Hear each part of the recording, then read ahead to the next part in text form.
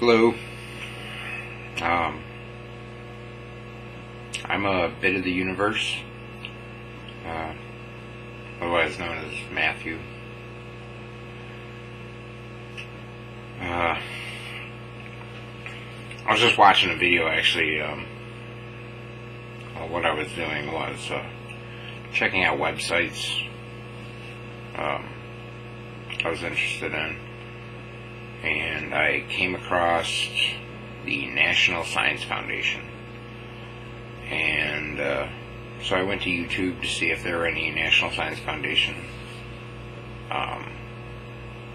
channels, and I found one, and I was looking through some of their videos, and I saw one on sleep-deprived kids. Only 210 views. It was posted 2 months ago, and it's 3:29 right now. I've been awake for 17 hours now, and I don't really feel, well, I do kind of feel sleep deprived. Normally I've been going to bed, there really is no normally, anywhere from 10 p.m. to 5 a.m. It just depends on how interested I am in things.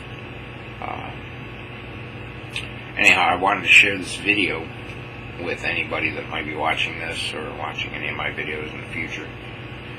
And so I'm going to try to do that right now. Now I'm going to talk about it a little bit. So here we go. Let's watch a video together. Hopefully the audio gets picked up. Let's see.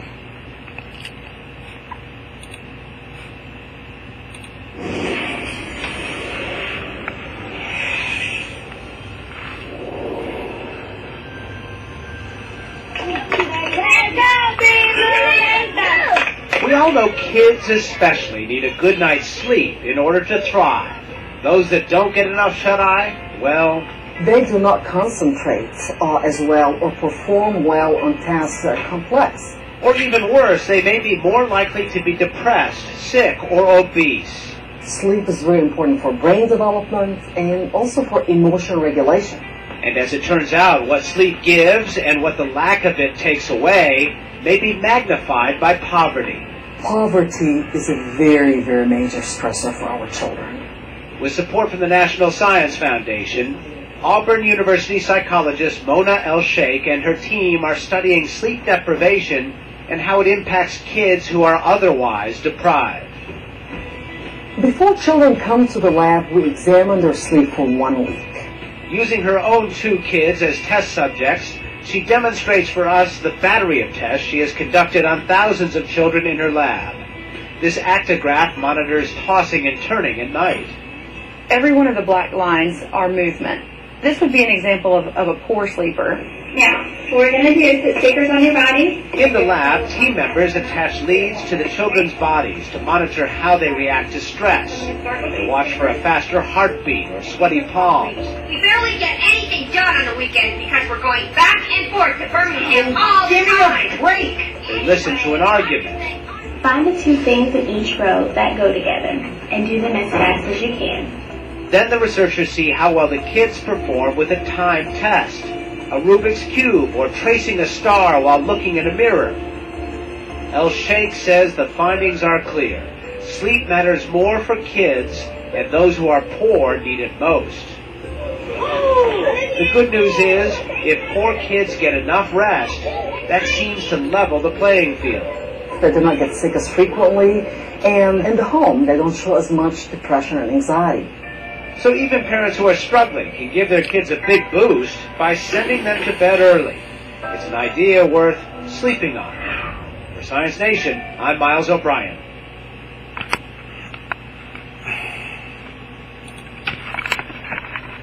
Alright. I hope that got picked up and everything. I just want to share some thoughts on that. I don't know what really stuck out from that video for you, maybe you can think about that for a little bit. What kind of message did you get from that video? The message that I got was that poor kids should sleep more.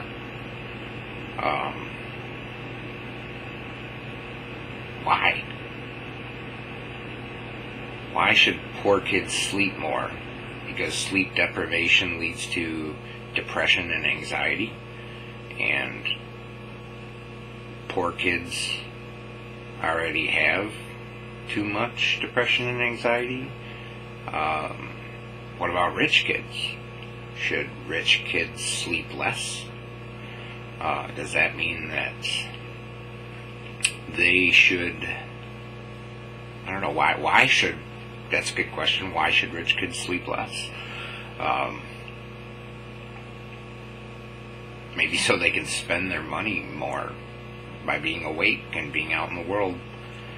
I don't know, poor kids just sleep more and stay out of the way of the rich kids so that the rich kids can go and party all night. I don't know about you, but when I was a kid, most of the social activity was around the evening. Maybe not a kid, a teenager for sure. Most of our social activity was done in the evening. Maybe I wasn't a very good example, or I am not a good example of what an average teenager was like. I stayed up most nights playing video games like Diablo 2, Ultima Online, Conker's Bad Fur Day, GoldenEye, 007 for the 64, games, a lot of games. Also did a lot of studying too at night. You know, just whatever interests me. Just like I like to watch astronomy videos, or I could look up stuff online, astronomy videos or whatnot. Not when I was a kid.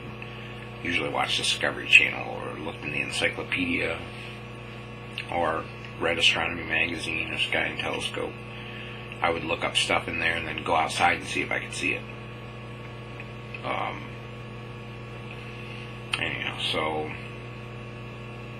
from the video, I got that message that poor kids should sleep more, which also makes me wonder why. Why do we even have poor kids? Kids don't deserve to be poor. I really wish there was a way that all kids could have fair treatment. I don't know how to do something like that. Maybe in like a communist culture, there are no rich kids or poor kids. They're all just middle class kids. I don't know. I wish there was a way to ensure that no kid was poor. I think that's something that we as people should find a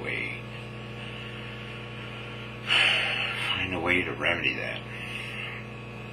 Forgive me, it is 3:30. Yeah. And if you're wondering why I'm up, in less than 12 hours, I have to be at Alpena County Jail. Because I did some bad things. Well, bad. For who? I broke the law, is what I did. I broke the law twice. Well, 3 times. 4 times? Who knows? Back in 2006, I spray painted a couple things on 2 churches here in Alpena, Michigan. On St. Bernard's Church and on St. Anne's Church. On St. Bernard's Church, I wrote a big prohibited sign on the right. I don't know what that thing is called, banister or something. It was a big slab of cement, and I just wrote a prohibited sign on it. And before that, I was at St. Anne's Church, and I wrote on the side of the building,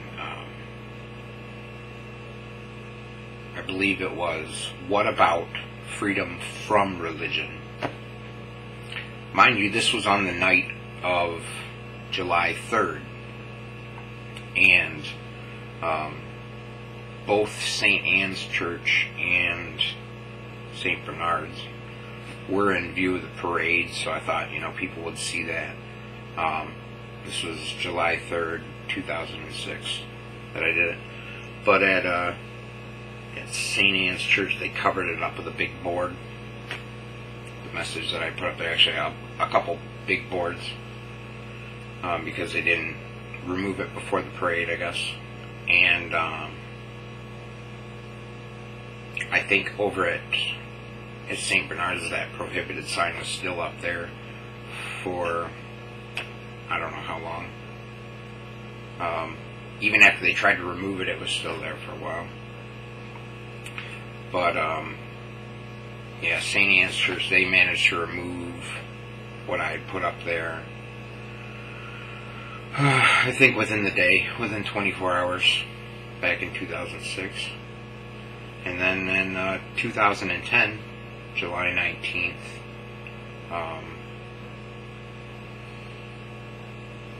my life was kind of a mess. I was losing my house. I had kind of frantically been searching for a place to stay. But I had been told that I needed to get out of that house sometime that year. And I knew it was coming. My mother was warning me. She wasn't paying the bills. I was paying my mother rent, and she was paying the mortgage on the house.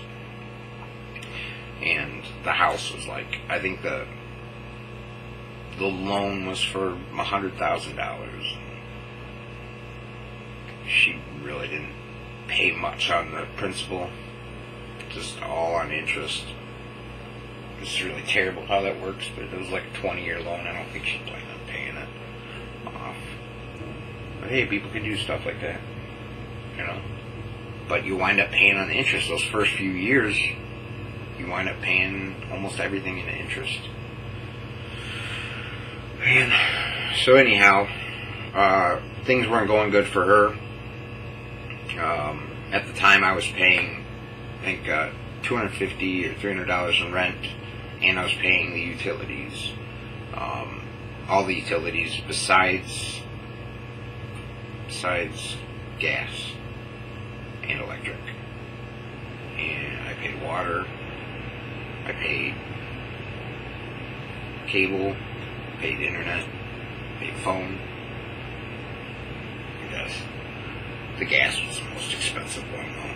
I helped her when the bills were high. I gave her the money that I got, which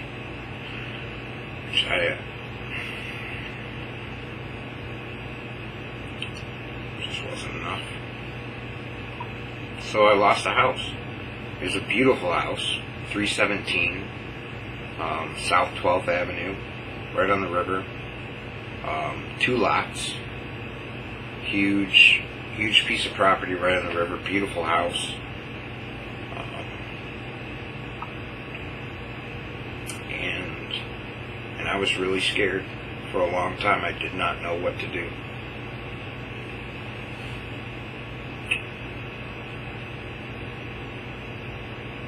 And I've been homeless before. I was homeless when I lived in Indianapolis for a while. Lived under a bridge. Lived in some abandoned houses.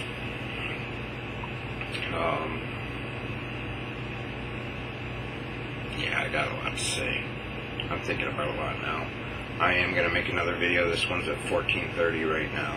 And I believe the videos are limited to 15 minutes on YouTube now, so I'm going to stop this one and start another one. Maybe I'll just sit here and talk until I pass out.